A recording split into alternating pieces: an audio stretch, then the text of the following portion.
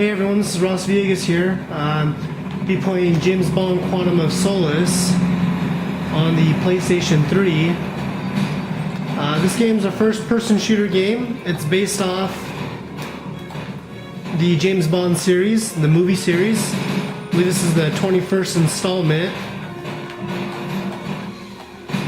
So it's a pretty standard first-person shooter game.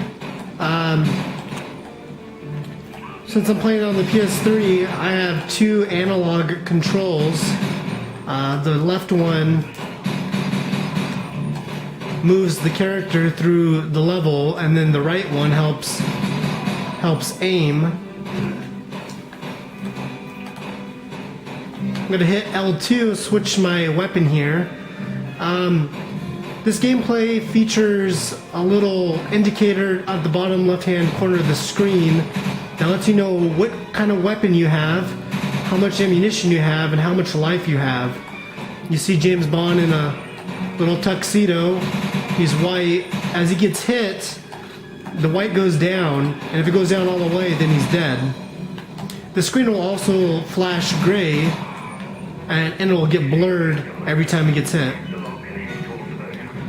So, first thing I want to show you is I'm going to open this gate, and as we talked about in our readings, a lot of games have little mini puzzles. This is one of them. And you're supposed to use the corresponding D-pad to match the numbers to open this gate. Of course, the reward is the gate opens.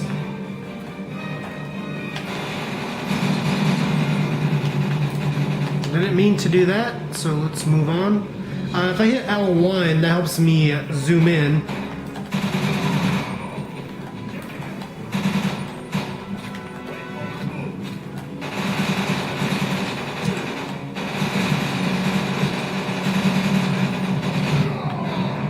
So that was pretty cool. I just shot a propane tank and that killed a bunch of bad guys.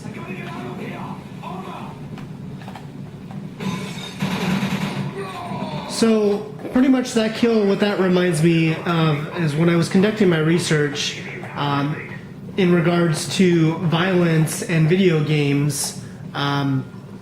Is there some kind of correlation between the two? And I read an article by a gentleman named Thilo Hartmann that said, yes, video games do promote violence, especially in adolescents. And there's several reasons he cited for this. But basically, to summarize, just as you see these really up close kills, that there's a distorted portrayal of consequences. And what I mean by that is, here we are killing these people. You're not seeing blood and guts everywhere. They just drop to the ground, just like that. They're not screaming. There's no head injuries. Nothing gory.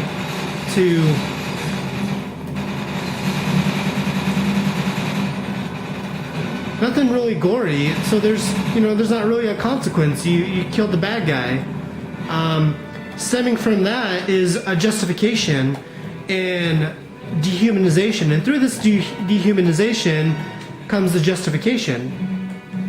These guys are terrorists. They're bad guys. They don't deserve to live. I don't feel bad killing them at all.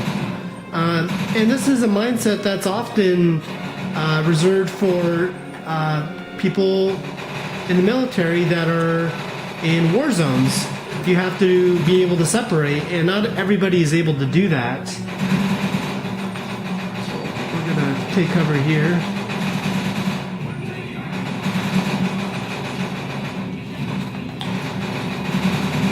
Furthermore, you see this dehumanization justification. You've seen it in history with the Nazis of Germany. The Jewish people were dehumanized, therefore these horrible crimes the Nazis were able to commit these horrible crimes against them. Well, you can see I keep getting shot and the screen keeps blurring, so that's not a good idea. Got someone close to me. Stand up, James.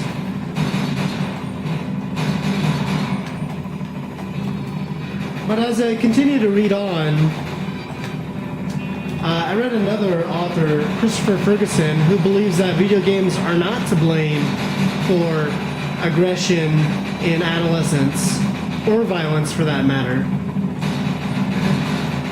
And basically what Ferguson said is there's several other social factors that are to blame for increased violence and aggression.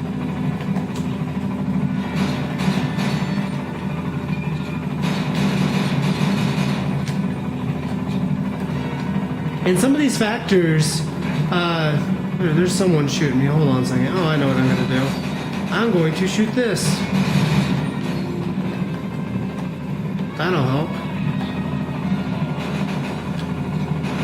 So yeah, the square button reloads. And here we go. There's one of them. Come on, man.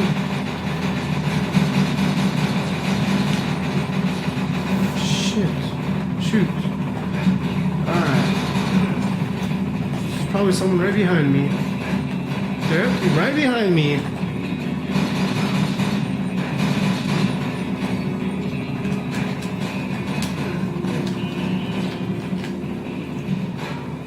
Well, as you see, the screen's white.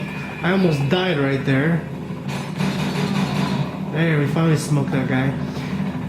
Back to what I was saying is there's some depressive symptoms that are to blame for that, combined with antisocial behavior, family environment, peer delinquency. These are the huge factors that, you know, someone playing a video game isn't going to say, hey, let's go out and shoot and kill a bunch of people. By the time it gets to that point, there's several other issues that have already have led to that moment, not a video game. I'm inside. So back to Quantum of Solace. Basically, the goal of the game is to stop the eco-terrorists, eliminate the threats, and save the world. Specifically in this case, in this movie, this game follows from the movie, the terrorist is trying to take over Chile through a coup,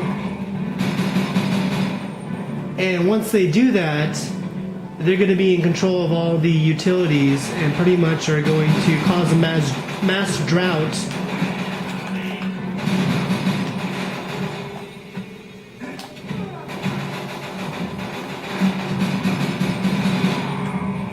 And pretty much blackmail the government into giving them a bunch of money in order to restore the water.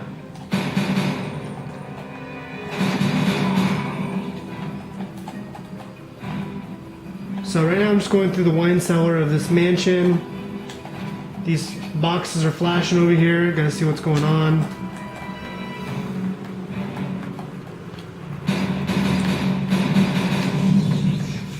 Okay, you just smoked the security system. Gonna continue up the stairs into the house.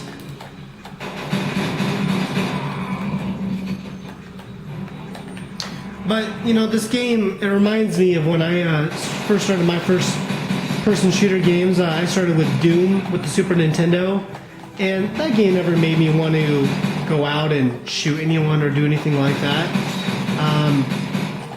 You know, after that, I played GoldenEye for the Nintendo 64. And in reviewing this game and looking up the reviews, I got some really good reviews, 6.6 out of 10. Many magazines stated that it was the best Bond game since GoldenEye, which is pretty cool. But I will say that, you know,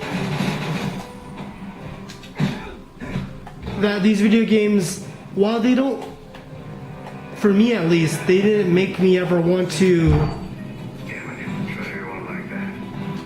they didn't ever make me want to commit any violent acts or do anything crazy like that. But some of these fighting games like Street Fighter and Mortal Kombat, they did make me want to go play in the playground and do karate kicks and whatnot. And, you know, I just think that's part of growing up and being a kid, learning how to defend yourself and just playing. It's a form of play.